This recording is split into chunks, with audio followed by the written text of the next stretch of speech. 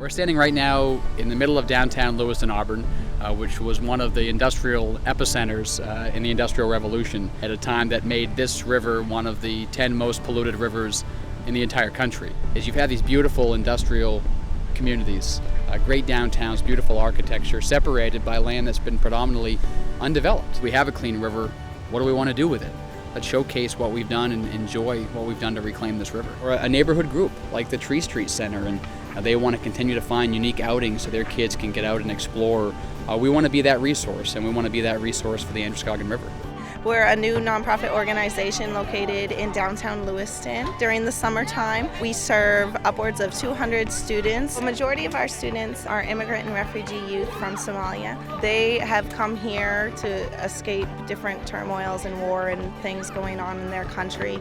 Most of the kids, their experience with the outdoors is in Lewiston, so it's very limited in their perception of what real woods is. And this summer, in partnership with the National Park Service, the Androscoggin Land Trust is going to be taking the Tree Street Youth Center to a local park, a state park, and we'll finish up in a national park, Acadia National Park. Oftentimes our kids don't even understand or recognize some of the natural beauty and resources real close to their homes, even within walking distance. So we started last year in partnership with Androscoggin Land Trust to walk them from Tree Street here down to the riverfront of the Androscoggin, and we taught them how to fish, how to cast, how to tie worms on.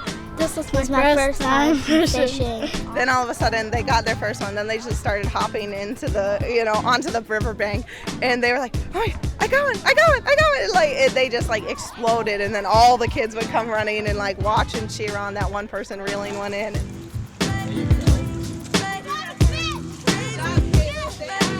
I catch two. They were just this big. He's sliding. My family took me fishing all the time, especially my dad, and I learned a lot from those experiences, how to be patient. You get rewards, but you have to work hard for it. It doesn't always come instantly. Seeing the look on the face of a kid when he catches his first fish, it all sort of comes home when you see that happen.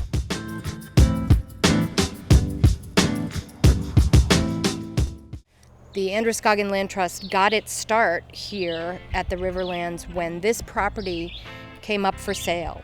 And the people of Lewiston-Auburn said, this property needs to be preserved. Back in 1927, there was actually a village at the end of this trail where people from the town of Turner lived and farmed. We are on a very fun hiking trip, which I love the outdoors, so I'm all about it. When the kids found the frog, they were kind of excited.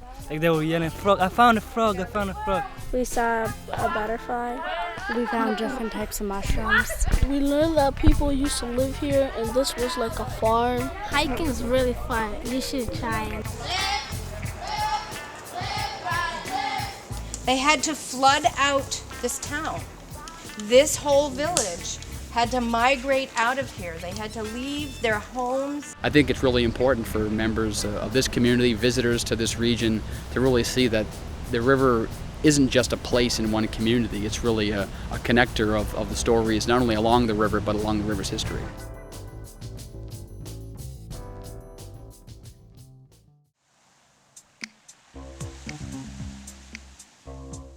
The Park Service, they were hooking us up with all kinds of different stuff. They made sure we had all the equipment we needed. The rain didn't faze anyone. Within 5 minutes of being here, they saw a rabbit hop through our campsite, and everyone was just like, "Whoa, oh my gosh, we're in the woods." I was excited about hiking in the mountain. I seen so many stuff that I never thought that will be there in the beach, and so many cool rocks, different rocks and all that.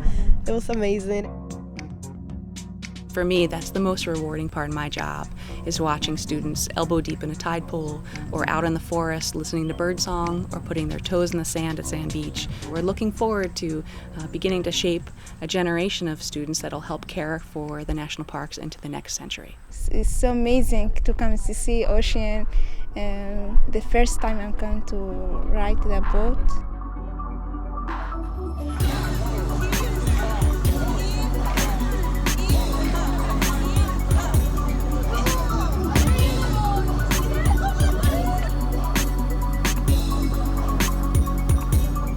water was nice, and we're gonna see a lot.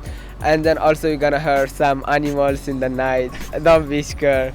I'm gonna try to like rally up my friends and make a trip back up here because they would love it too, just to get away, hang out in the woods. I've seen a lot of transformation in a lot of these kids, and which is exactly the first day of work. You don't know what you're doing, you're not sure, can I do this right, am I doing this, to like just being confident, and it's like I'm gonna go for it. I feel like people abuse the environment too much.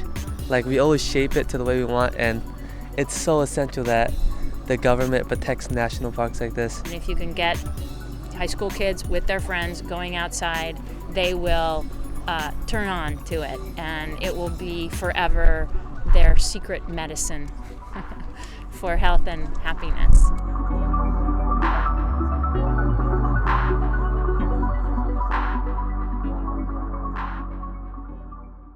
We were able to see this summer how much of an impact we can have on the future of a community just by getting outside, getting kids outside.